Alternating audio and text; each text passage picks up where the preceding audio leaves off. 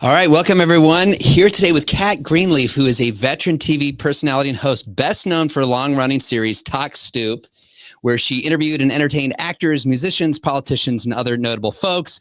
But she's done a whole bunch more, and we're going to get in today's show talking about her podcast, Soberness, and we're also going to talk about, most importantly, for purposes of real estate, her new nonprofit, the Restorative Housing Organization. So, Kat, thanks so much for joining with us. Thank you so much for having me. So, Kat, I've got to say, you are clearly the veteran, the pro here. So I was a little bit nervous coming into this. You know, you are the master at interviewing. So I appreciate the compliment before. I'm just so glad that you agreed to do this. So thank you. Oh, and I love listening to your podcast. Really clear information. Your guests all seem very comfortable. And that's the mark of a great host, when you make your guests comfortable. Well, thank you. I really enjoy it. And I always learn so much and was just fascinated. And again, we connected at the New York City Expo and got to talking. And then I realized, oh, wait, there's a lot more that you do here than real estate. You said, should we still do this interview? I said, yes, absolutely, when I heard about this. But I just think it would be, just for context, I think it would be fun for those of you who have not followed you or have seen your show, maybe talk a little bit how you got into TV. If I'm not mistaken, you started off, I think it said, as an airborne traffic reporter. So I'm envisioning that you're like up in a helicopter or something. Is that what was going on? It was a Cessna plane. Okay. Which is sort of like, I don't know if that's better or if that. It felt very much like a Yugo with wings. Like it was a very rickety ride up there, but I loved it. So that was out in San Francisco, and I was on the air for KGO News Talk Radio, and it was so cool. I mean, I got to watch the sunset over the Santa Cruz Mountains and under the Golden Gate Bridge, and just a really cool taste of that city. However, my sense of direction is non-existent, completely non-existent. So it was a short-lived job, but I loved it. And then I took my middling traffic skills here to New York. And I was on New York 1. I did their rail and road report.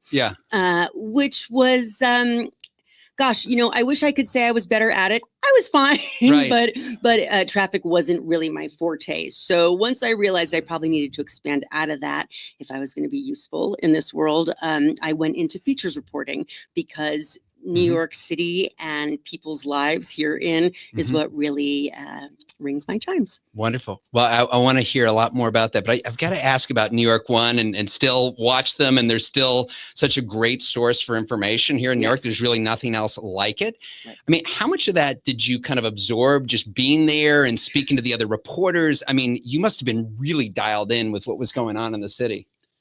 Well, I wish I could say that's how it was, but I was actually in a satellite studio on 57th and 5th, just right up the street here. And I wasn't around anyone. I was in my own little tiny room. Even back then? I know. I just thought there was like a big, like the buzz of it all. Well, that's what I was hoping for. And then I realized, like, no, you're kind of in a closet in the back of an old office building, and it wasn't the glamorous newsroom you'd expect. But then I made it over to Channel 4 to NBC, and that was that. Got it. I love being in the newsroom, the energy, the buzz, everyone running places. Like, it's really what, I mean, I don't know how it is now, but when I first got started, it was really that way. And I thought that was so cool. My husband works for CBS, and it's the same over there. Amazing. So how did you come up with the idea of Talk Stoop? Well, we had moved over to Cobble Hill, Brooklyn, and was lucky enough to score a house with a great stoop where I used to sit all the time and just take in the neighborhood and the neighbors who had been there for ever and ever. And we had a great seltzer delivery man and a great UPS guy. And I just thought it was so cool. And I wanted to get their stories. And I don't like leaving the house. So I pitched it at work. And well, like you were saying before, with everyone busy in the newsroom and all the buzz, I pitched it, and like no one said anything. They didn't respond. They didn't look up. They were busy doing other things. So I just started shooting it, and it took off pretty quickly. Wow. It took off because of the taxi TV. Do you remember those? Oh, yeah. I mean, I guess they still have them, but sure. In the beginning, there wasn't any programming. And so we put, first I did features and then Talk Stoop on that. And everyone was taking cabs then. It was before you were looking down at your phones for video. And it was the original kind of out-of-home video experience. And what were you trying to capture? What were you trying to get out of these interviews, and kind of what was kind of the thought process and the mission behind it? Well, people come on shows like that because they're promoting something, Right. generally. So I wanted to give people that platform. And then I just want to ask everything. Don't you, as Right. an interviewer, don't you Yes. just want to know everything? Yes. So Yes. what was the goal there? Everything was the goal. I wanted to know how they got where they were, how it feels being there, what the surprises are of being a famous person. Actually, it wasn't about celebrity in the beginning. Again, it was I wanted to interview the UPS guy and Eli the seltzer guy. But I met Rosie Perez early on as I was doing the show and invited her over, and she was a neighbor. So she came, and that's what started this celebrity vein. You know, I don't know that much about celebrities, and I didn't then. But I do think celebrities occupy a very interesting spot. You know, they've clearly worked hard enough, been talented enough to get where they are. So I wanted to know what that's like. Right.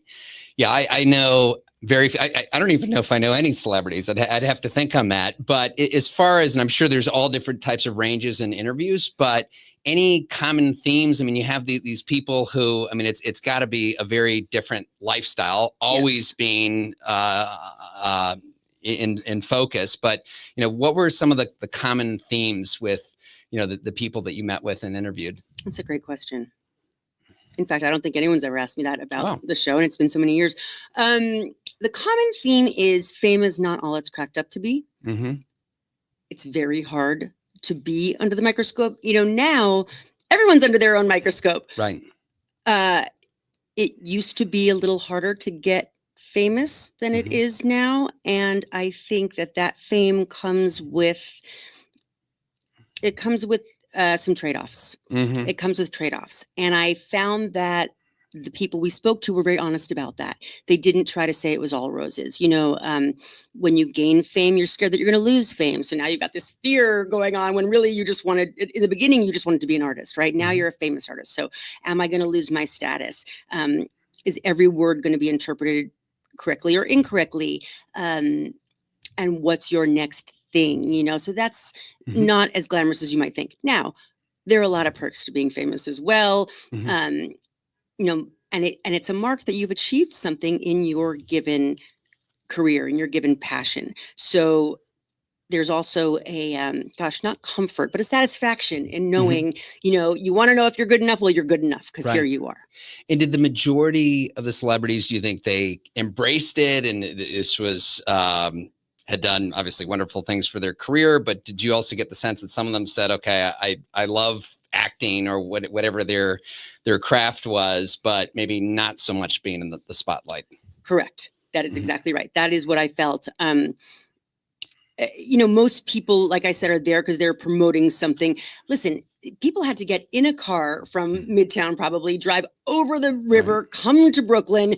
They really had to work hard to get there. And we were just part of already a packed day of interviews for them, you know, so they were hustling, they were working hard. And I was also working hard. So there was a bit of a commonality there. But in truth, did they want to be schlepping around the city and being asked the same questions again and again? Maybe not, you know, but they were troopers. And there wasn't, besides a very few people, everybody seemed pretty happy to be on the show and pretty decently happy with their life. Well, that's good to hear. So, and back then, do you feel like it was different in that you could have the opportunity to have a long form conversation, get to know people better? I mean, I feel like today in the world of social media, like everything is in, you know, memes and, you know, if it's longer than 30 seconds, I mean, everybody has such a short attention span. So do you think we've lost that? Oh, gosh. Yeah, I do think so. I really do. I mean, if you're interested in something, I guess you'll stick around and listen longer. But my own attention span is shrinking by the moment. I feel like everybody's is, but you just hit on something that was important. I loved doing that show because we could really stretch out. People were very rarely like, I gotta go, right? You know, whereas now on my new show, people's windows seem a little bit shorter, but I so enjoyed the luxury of literally leaning back on the stoop, you know, and what can I come up with next? You know, it was very free form and I really enjoyed that. Well, that's what I love most about podcasting, because I think people will take the time to invest, whether it's 45 minutes or an hour, or I guess, Joe Rogan can go on for 2 or 3 hours now, right? So I hear, I don't know if anyone would listen, to my show that long. I hope they would, but yes, all day long. Thank you. But it still seems like it's a different forum than if you're posting a video on Instagram or wherever else. I mean, if it's not 30 seconds, again, you're going to lose people. So this whole kind of swipe mentality. So fortunately, we found a great format here for long form conversation. So tell me about the impetus of soberness. Well, I have been sober about 11 years. And around last spring, I started to hear some of my old guests from Talk Stoop speaking out loud about their sobriety. Steve Earle, Hank Azaria. And I was like, wait, you can do that? You can talk about sobriety out loud? And that was really liberating for me. And I was missing broadcast. And so pretty quickly an idea was born and came together with a great producer and a social media person and a booker. Like, the team just congealed. The Algonquin Hotel right around the corner is our headquarters. And that's a wonderful place to shoot. They're really supportive of the effort. And there is something to be said for recovering out loud. I heard a great line, I recover out loud so people don't have to die in private, or something like that. And I think there's such a stigma around alcoholism and any substance use problem. I think the world gives a lot of lip service now to paying attention to mental health and substance abuse. But the truth is, no one is that into it. No one looks up to you when you're an addict and you don't want to talk about it out loud.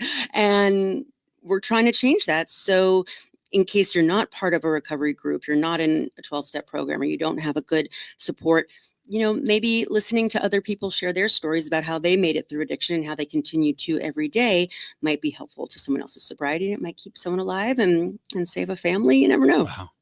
No, that is wonderful to hear. And you're so right that a lot of it is not out there for people to hear and to discuss. It's usually kept, more private you just don't hear, again, discussions about mental health. And so that's really wonderful that you're doing this. Now, it says that your podcast talks about recovery of any kind. So what kind of, when you say any kind, what are you referring to? I mean, look, there's the classics, right? Yeah. There's booze, drugs, food, sex, money.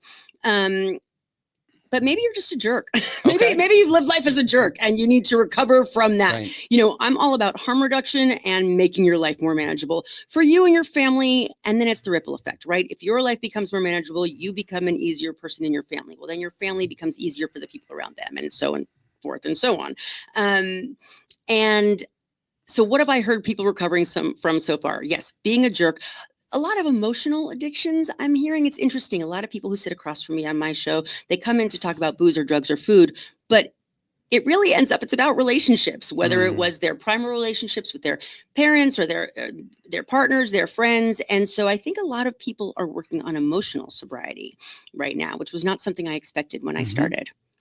And what have you learned so far as for those who've recovering, what are the habits? What are the ways that they've found their way to recovery? Okay. Many people transfer their addictions to things like exercise or work. If only I could transfer my addiction to exercise, that would be amazing. But that's not been my experience. There's sort of two camps, right? There's the camp that ascribes a magical element to it all, whether it's your higher power or, I couldn't do this without God, or a lot of people really feel that way. Then there are other people who feel like it's a grind and a decision every day. And I rely on myself and I rely on my own support. I exist in the middle of those two things, I do believe in God. I've always believed in God, but I believed in God when I was drunk too. So that isn't really it. For me, it is a decision every day. I want my life more than I wanted that, more than I do want that. So that's been how I get through it. With other people, a lot of people rely very heavily on their support groups, whether that's a 12-step, a church, just other like-minded people, which I think is great. I'm such a loner that I don't necessarily find my recovery in groups as much as I just find it on my own. But I would imagine sharing your story, sharing other people's story, once you've put it out there, do you believe that that's helpful to the process? Yes, I absolutely do. One of the best parts of my life right now is I bring recovery meetings to formerly incarcerated men and women in East New York, and also to folks in prison. And getting to work on recovery there with people who are often there because of their addictions has not only helped my recovery, but I am hoping helps them when they come out to not go back to that life, so they never have to return to prison again. Wow. And how are you introduced to that world? I mean, I can imagine you just, show up at Rikers and say, hey, these are people who need help. Ready. And, so how does this work? Well, what happened was on my 10-year anniversary, I realized I really wanted my 10-year sober anniversary. I wanted to share. And listen, when I was drinking, I am embarrassed to admit that I've gotten behind the wheel after having had drinks, and that knowledge haunts me every day. And there, but for the grace of God, go I, that nothing terrible happened while I was drunk. But for many people in prison, that's not the case. Their addiction led them to cause horrible accidents, and terrible things have happened. And I've always felt it could have been me. I could have been one of those people. And so maybe this feels like a penance. But addiction can happen to anyone, and your life can go sideways in the blink of an eye. And I really feel that when I'm with these incarcerated individuals, and I wanted to help them right the ship. Wow. Well, really appreciate your sharing this, and I'm sure for the audience too. And this is a real estate show. We typically don't get into these types of topics, but you're here, and I figured, you have such an incredible background. So we really appreciate your sharing. So we'll now get to the real estate part for those listening, and because I want to talk about the restorative housing organization. And it's interesting because what you just talked about, kind of going in and working with recovering alcoholics, addicts, and the prison system, is that kind of, it sounds like to me with what you're doing, which is providing affordable housing, Section 8 vouchers, that's kind of some of the audience that you're serving. So is that how that happened, that you were out working with these people and they say, wait a second, they're getting out of prison, but they don't have a place to live. I need to figure out how to find permanent housing. Is that how this all? Sort of. Here, I'll take you back. Good. Okay. So, well, let me just say that I come from a long line of New York City real estate lovers. My great-grandfather and my grandfather did a lot of building in Long Island, South Brooklyn. I moved to Coney Island just over 6 years ago, only to realize that is where they had done a lot of their building, in Sheepshead Bay and Manhattan Beach out in Brooklyn. And I hadn't really known that before. So I do feel like when I moved out to the beach, I came back to my roots a little bit. And, they were very early developers in this town. And anyway, I fell in love. I fell in love with the history. I fell in love with the life. And I don't know if you've ever had the chance to live on the beach, but it is the most remarkable way to live a life, especially when you're 35 minutes from Midtown Manhattan. I spend 95% of my day looking at my husband saying, can you believe it? I mean, still, can you believe it? Can you believe live here? Can you believe it? I can't believe it. And the amount of peace and understanding that comes from being with the ocean all that time. Anyway, it's a mind blower. And I wanted to share it. I thought it couldn't just be for us. We live in a tiny community called Seagate, where I feel like we are the lucky few, and I wanted to share it. So how can I share it? What I do have done real estate investing for our family over the years in a very tiny way. So I thought, well, I have some time in my hands. We had sold our brownstone in downtown Brooklyn, so I had a little bit of money to invest. So I wanted to test the concept of, could I bring waterfront living to the widest audience possible? And that would be Section 8 voucher holders. I mean, there's, listen, as far as I've heard, we're the only waterfront Section 8 housing going right now in the 5 boroughs. And that was important to me to share the experience. Look, maybe it's out of guilt, right? I couldn't believe that I'm the only one that gets to live like this. So I out of guilt had to share. But no matter what the impetus was, that's what we wanted to do. So we started looking for, and by we, I really mean I. My husband is such an awesome partner, but this is, he's not out there pounding the pavement looking at weird, watery communities like I am. And I've spent several months going around to communities all over the 5 boroughs, far out in Staten Island, deep into the Bronx. Queens has some of my favorite watery neighborhoods. Anyway, I was looking around and realized I could snap up some undervalued waterfront properties and turn them around without overspending. You know, I don't want to over renovate, and that with that, I could make them available to Section 8. The way the prison thread weaves in here is that because of my work with bringing meetings to the formerly incarcerated, I realized how hard it is for them to get work. Once you come out of prison, especially with felonies on your record, you're marked, and it's very hard to get a job. And, you know, New York welcomes back over 200,000 returning men and women from prison every year. And if those folks aren't steadily employed over 3 years, there's a 50% recidivism rate. Right. And the impact it has on families and communities, it is so destructive. So I wanted to combat that in a little way and see if it would work out. So I set up sort of a training program for formerly incarcerated men and women. We work with 2 organizations, the Osborne Association and the Fortune Society, and they work to train and vet these men and women, and then they come to me. So for our first mission, we found a place in City Island in the Bronx. Are you familiar with City Island? Yes. I love City Island. And isn't that where America's Cup originally was built and sailed out of? Oh my God, God, there you go. A little history for you. Yes, it's so true. And there's still some sailmakers there. It's still tons of boat yards, and it's just the coolest. I really love it. So we found a little bungalow property there right on the Long Island Sound. So 3 homes. I mean, bungalows sort of makes them sound little. They're not little. They're really sizable. They're 3 bedrooms and 3 of them. So I hired my first crew of formerly incarcerated men, and I opened it to women, but no one showed up.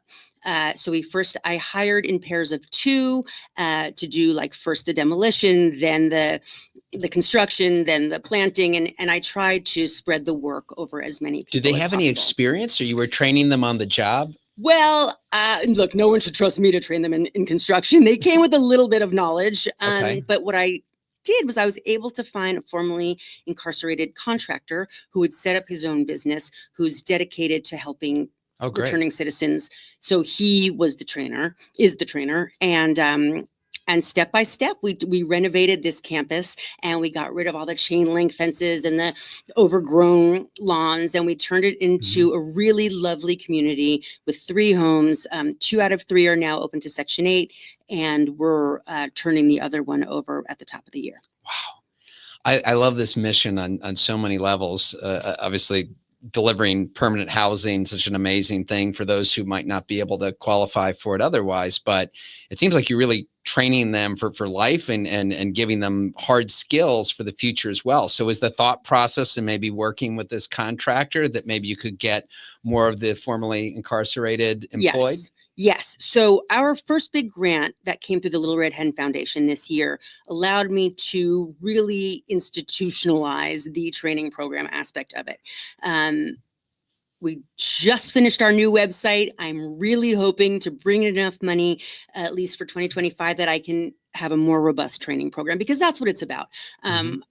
I could turn a house around pretty quickly for Section 8, using anyone, but it's being able to train people with the kind of skills they need to get jobs. Again, it's really hard for these folks to find good work. Employers are afraid of what their conviction record means and what it'll bring to their job site. So some of them may have to start their own companies and hire one another and get their own thing going. So I try to make it not just about the skills of actually building, and here's how you set up your payroll, and here's how you can incorporate. And I'd love to help people get on their feet in that way. Because if not, 1 out of 2 goes back to prison, and that's not a good statistic. No. So maybe taking a little bit of a step back on how you set up this not-for-profit, because the hope here, I mean, first of all, it's amazing to have our audience learn about what you're doing, and I want to talk later about how they can support your efforts. But someone might be listening to this right now saying, okay, I'm a pretty successful for-profit developer, and I love this idea of having a not-for-profit arm, right? And so what was that? I mean, it doesn't sound like you ran a not-for-profit before. So No. what was the process like to figuring out how to do this? Okay. So great question. So I just wanted to keep going. You know, we self-funded the first two projects because we believed in it and I wanted to make sure that it worked.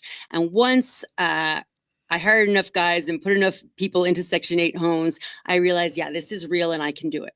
So, but I wasn't sure how to get investors for a company. And I really didn't, if I don't know my way around nonprofit, I really didn't know my way around starting a for-profit real estate and construction business. So I thought, well, if people can donate to it, maybe that's an easier way to go than for me to try to raise actual funds. So the process to set up a nonprofit is straightforward, but laborious. You know, it's a lot of paperwork. You can hop online, do that. I hired a guy to help me just get the right documents in order. It's a mission statement and you set up a board, and it's truly not that challenging. There's so many nonprofits out there, which shows you that, you know, people can do it. So you set that up, and then usually it can take up to a year to get your 501c3 status. Ours came through in less than 2 months. I'm not sure what happened, who smiled on us from above, but that happened. So now we have our 501c3 status, and you can start bringing in money. Wow. Yeah.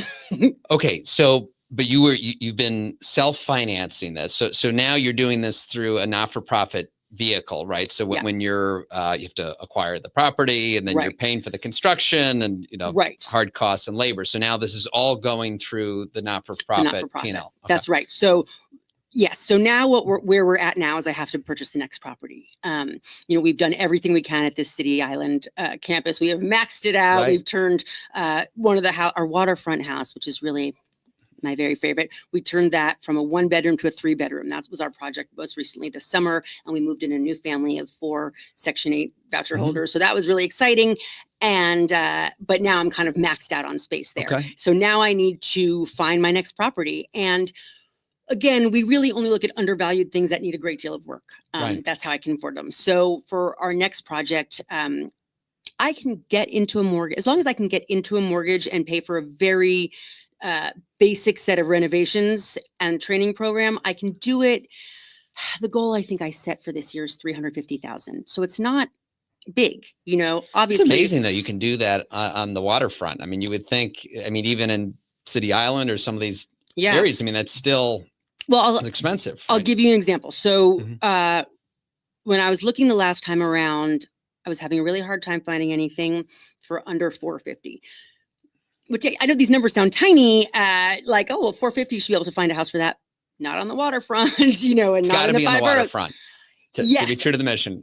To be true to the mission, although you got to be able to see the water. Yes, exactly. Okay. And although I was just thinking to myself this morning, I could also be water adjacent, you know, for my next project if I can't find something right on the water. But listen, I've been able to, so who's to say I can't? Okay, so I was looking around and I found a place in Queens that had been sitting on the market for a long, long time at $450. So that tells me that, you know, there's some room for negotiation. So I went in, and it is in the craziest neighborhood called Meadowmere Park. Have you ever heard of this? No. Okay. So when I know there's a lot of waterways in there, Marine Park and all these, you know, waterways that work that go through Queens. Yeah. Yes. Very cool, weird, you know, channels. So this is on Hook Creek, it's called. Basically, when you're landing at JFK and you think, what's going on down there? Who lives there? This house. All right, so Meadowmere Park is about 800 homes, half of which are on the Queens side of Hook Creek, half of which are on the Long Island side. The Long Island side has like paved roads and is really nice. Like the Queens side's a little rougher, which is why I love it. So I was able to pick that up for $350. Brought in a crew of formerly incarcerated folks who actually lived on the property while we did the renovations. I think I put in $25,000, and then that's amazing that you can actually renovate a house for. Is that because I'm sure, you know, are you just, you're going, you're sourcing your materials? I don't know Yes. if you're going to Home Depot or, where you're Right. finding supplies. Obviously the labor is at a competitive rate, Yes, the right? labor's at a competitive rate, although, I pay, Mhm. I think it's a not decent skilled rate. craftsmanship. You're not Correct. hiring a master craftsman. Correct. Yes. That's right. Yeah. Okay, so it's what you look for in the house. I don't do houses with mold. I don't do houses that need like, since these houses are by the water, they're on stilts. So I want to make sure that the foundation is in good shape, that the stilts are steady. So I know what I'm looking for. I've been at this a while, so I know what I'm Right. looking for in terms of the house. So as long as the house meets and here's the other thing, I like an older home. Why? Because if this house has stood the test of time by the water in New York, that's a good house. Right. Well, I was going to ask about that because clearly, Florida, the Carolinas, I mean, there's some communities where it just, whatever, if it's sea change, whatever it is, clearly these storms are hitting more and more frequently. It sounds like where you are, there is more protection as far as. Right. Yes. Yeah. Great point. So on Hook Creek, for example, because the Queens side is shielded by the Long Island side, these houses did not go away in Sandy. They stood up. They stood the test of time. City Island also must be positioned in a way that it's safe. Where I live in Seagate in Coney Island, that neighborhood has gone into the ocean a few times over the years, and had to be rebuilt. Our house now is on stilts. And are you still able to insure waterfront? I know that's become more challenging. Yeah. Everyone and is that a FEMA thing now? Because I guess at these price points, and usually there's very high deductibles, right, to get that. Is that the risk? Listen, it's the cost of doing business. It hasn't really stood in my way. I think so. So City Island is an example. Each of those houses, I don't know, it cost me $1,500 a year, $1,600 a year for each house. A lot at all, huh? No. So how are you able to find these areas? Because generally speaking, waterfront is always the most valuable land. So yes, and I would assume you go 10 miles away, or even 2 miles maybe along the coast, and you could be talking about numbers at 10 or 20x. So 100%. You've obviously been able to find these pockets where, what are they, just overlooked or? Well, New York City is a water town. We don't think about it, right? Because we're so focused on the more popular zip codes. But the water still has to work, right? There's still docks, there's still shipping, there's still all these things, and those are supported by these smaller communities. My neighbor in Meadowmere Park is like the last working waterman bait collector in Jamaica Bay, and Larry Seaman is his name, and he pulls bait out of the ocean with his hands, and he's not living in a $10 million house. He's so there are these communities that have been around forever of real water people doing real water things. Also, the subway doesn't always access them, so there are places that you have to have a car to get to. Some of my favorite properties are far out in Staten Island, and there's clearly barely any public transportation to get you out there. So there are trade-offs. But even as I say that, I don't really believe it, because to me, living by the water is so worth it that if you have to drive a few extra minutes, who cares? Right. And how do you find these properties? Are you just looking online, or no? Okay. Because this again, for those, we have plenty of investors out there who like to find their own opportunities. So this might be interesting for them to hear. Well, I'll tell you. So I actually we flipped a house for a friend who wanted to get into the business. So we flipped a house for him. So if anybody's interested, I'm happy to help them out, really, because I love it and I believe in it. I really believe in it. If they're big developers, they probably wouldn't want properties in the neighborhoods where we are. Right. Meadowmere Park is rough around the edges, and I can't see a luxury condo going up there, but that's not the business we're in, luxury condos. So are you going door to door? Are you finding these online? You're calling brokers? I drive around. You drive around? I drive around. I throw my Great Dane in the back seat, and he and I hit the road, and we just pick a coastline. And you knock on doors or no? I don't knock on doors. I look for two things. One, if a house is boarded up, and then I do some research to figure out who owns it. And then you just reach out to the owner. You call them. Yes, correct. Okay. And then, look, I look online. It's a lot of work to do that, or no? No. No, not really. Every information is so accessible these days. And after at least being on the hunt for so many years, I have real estate agents in each borough that can find anything. I contact them, and they're generally with smaller real estate outfits. and then they help me figure out what's what. I've done that a lot on City Island, just reached out to random people. So City Island's a really interesting example also because it's really nice, but so much of the housing there is Section 8, and but the cost is a fraction. So if you're not in like a really glitzy water neighborhood, like let's say on Randall's Island or in Long Beach or parts of Rockaway, the truth is that the prices are not as bad as you'd think. I mean, here's an example for you. We sold our brownstone in downtown Brooklyn about 4 years ago. The cost of our home in Seagate in Coney Island is 1/3 of the cost of our downtown Brooklyn home. Right. My taxes are $3,000 a year to overlook the entire Atlantic Ocean. I mean, it's sort of crazy. So it's not as expensive as you'd think.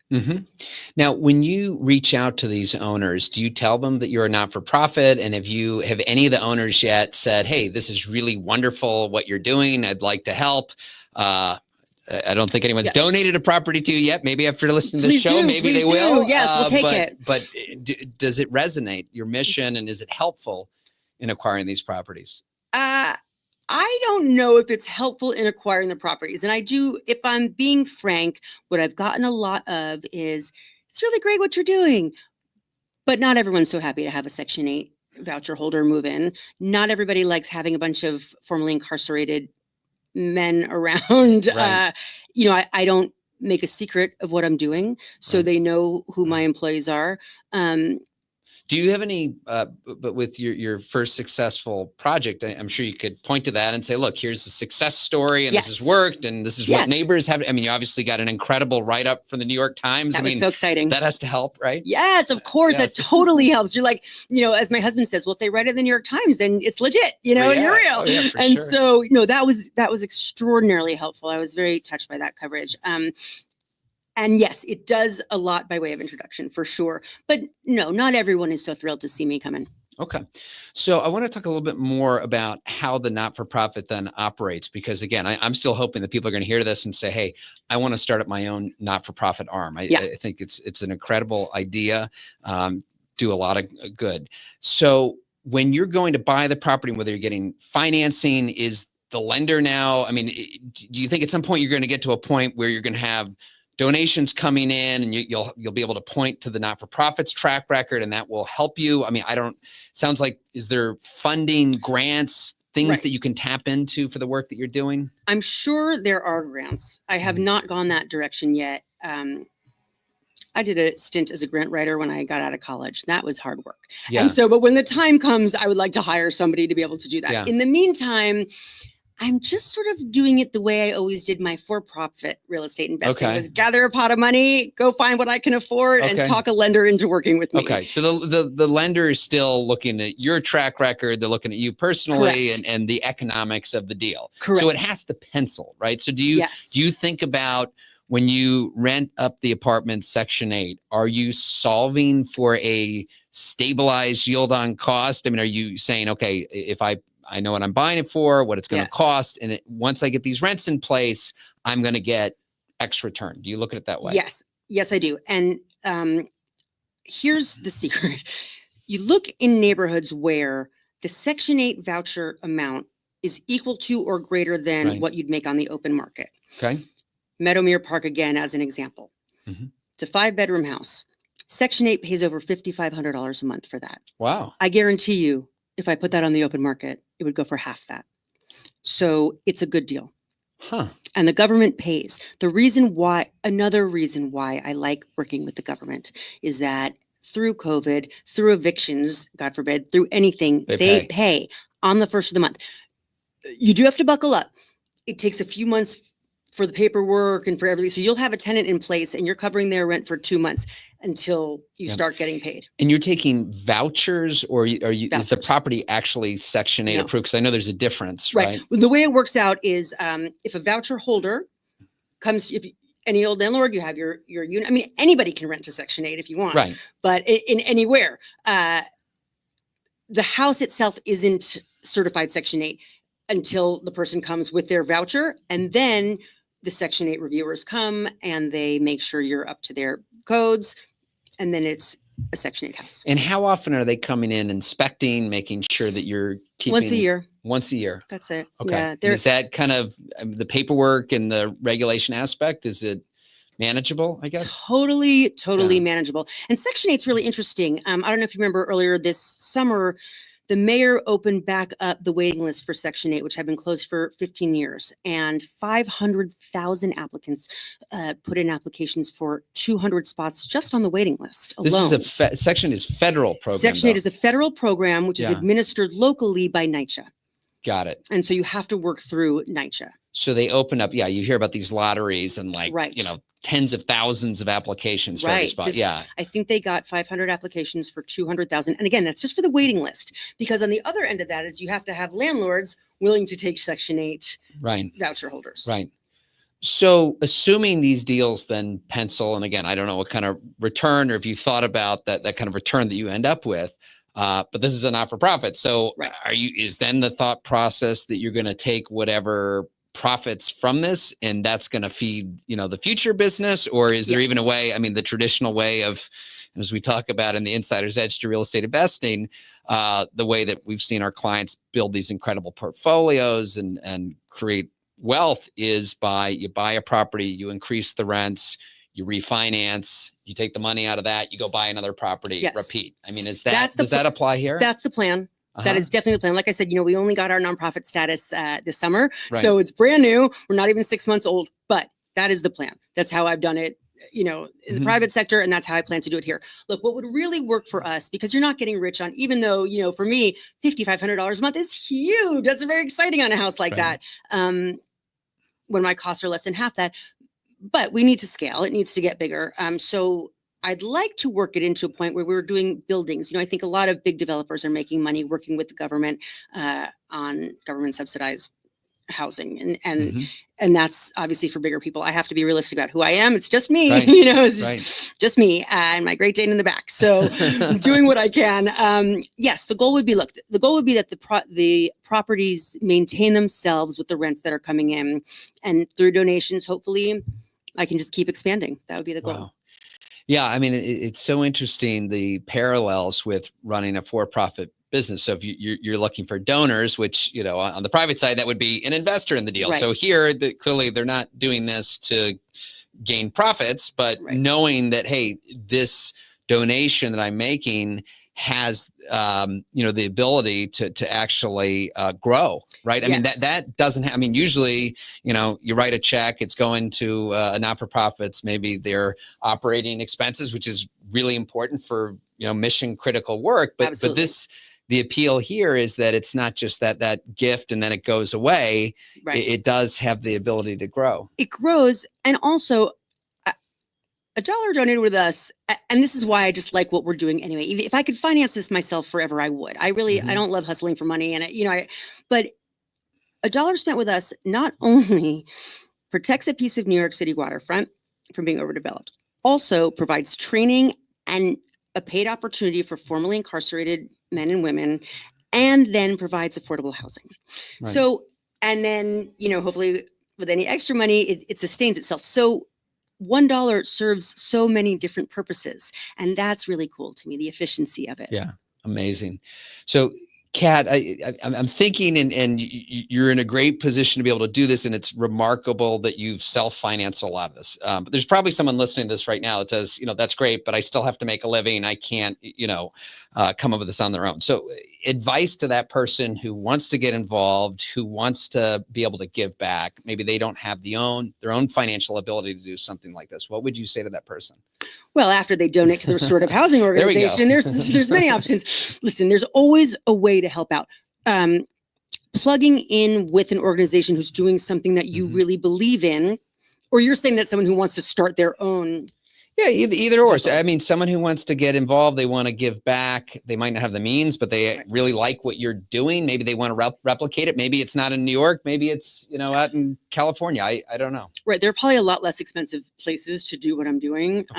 Maybe not in California, but Right, okay, right, we but can do it. I'm in touch with another organization in North Carolina that where real estate's been very inexpensive, and they've been able to really do this there. So what I would say is, it's also though important to keep it local, because there's so many parts of this. You want to be able to visit your property. You want to have your arms around it. So my real suggestion would be what not to do.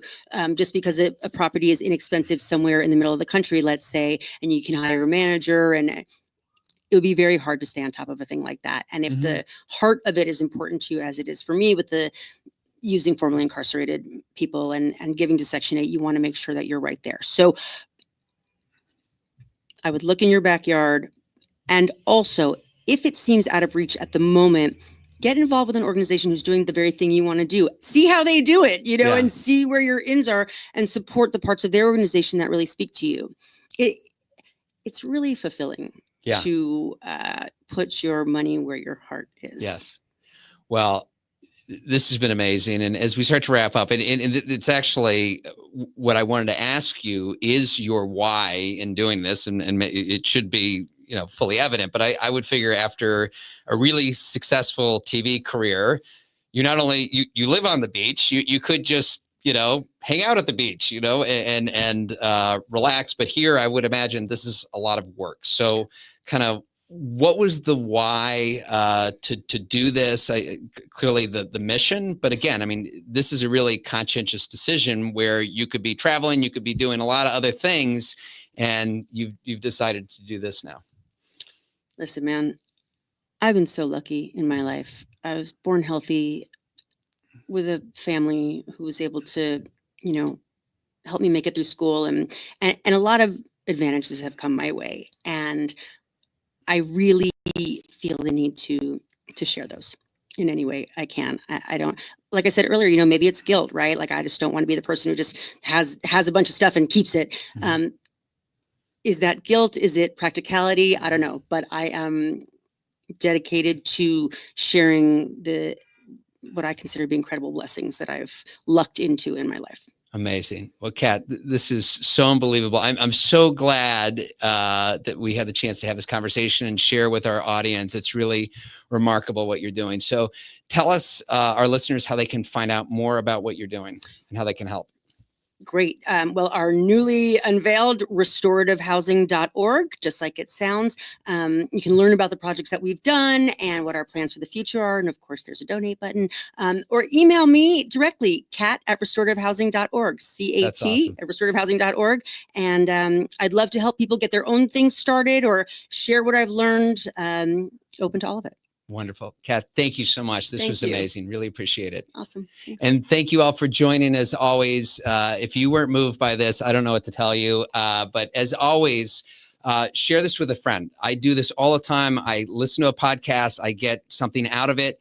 Don't just keep it to yourself. The best thing that you can do is share this with someone else. It gets the word out on the show. It gets out the word on all the incredible things that Kat's doing. And so that's why, again, I ask and suggest that you do that after every show. And then I'll also suggest that you can go to jamesnelson.com. This website's not about me. I built this site for you. That's where you can find the show notes. That's how you can figure out how to connect with Kat and her organization. And so until next week, thank you again for joining.